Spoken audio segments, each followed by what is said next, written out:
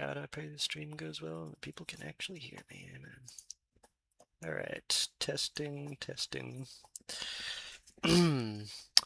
Here's Judges 7. So Jerubbaal and his army got up early and went as far as the spring of Harod. The armies of Midian were camped north of them in the valley near the hill of Moreh. The Lord said to Gideon, "You have too many warriors with you. If I let all of you fight the Midianites, the Israelites will boast to me that they saved themselves by their own strength. Therefore tell the people, whoever is timid or afraid may leave this mountain and go home." So 22,000 of them went home, leaving only 10,000 who were willing to fight. But the Lord told Gideon, "There are still too many. Bring them down to the spring, and I will test them to determine who will go with you and who will not." When Gideon took his warriors down to the water, the Lord told him, "Divide the men into two groups. In one group, put all those who cup water in their hands and lap it up with their tongues like dogs. In the other group, put all those who kneel down and drink with their mouths in the stream." Only 300 of the men drank from their hands. All the others got down on their knees and drank with their mouths in the stream.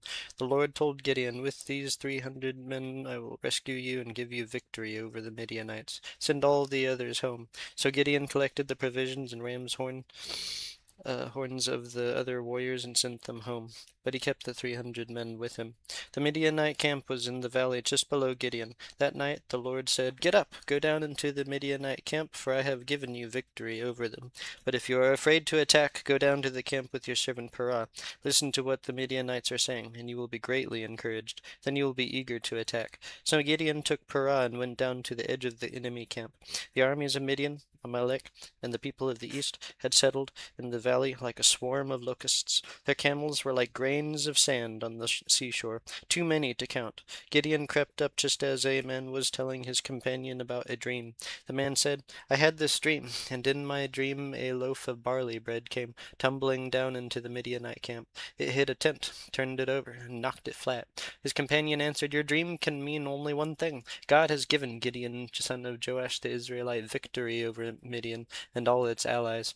When Gideon heard the dream and its interpretation, he bowed and worshipped before the Lord. Then he returned to the Israelite camp and shouted, "Get up, for the Lord has given you victory over the Midianite hordes." He divided the 300 men into 3 groups and gave each man a ram's horn and a clay jar with a torch in it.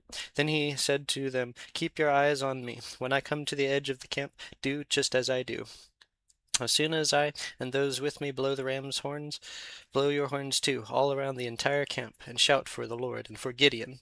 It was just after midnight, after the changing of the guard, when Gideon and the 100 men with him reached the edge of the Midianite camp. Suddenly they blew the ram's horns and broke their clay jars. Then all 3 groups blew their horns and broke their jars. They held the blazing torches in their left hands and the horns in their right hands, and they all shouted, "A sword for the Lord and for Gideon!" Each man stood at his position around the camp and watched as all the Midianites rushed around in a panic, shouting as they ran to escape.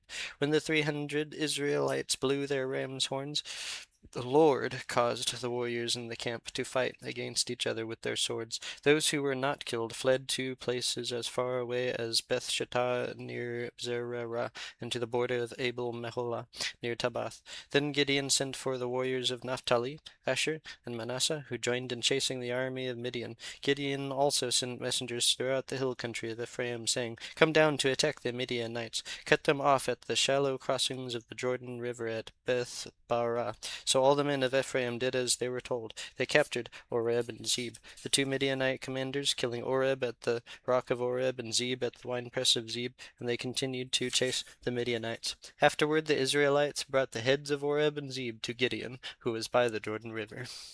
Jesus loves you, guys, and God bless you all.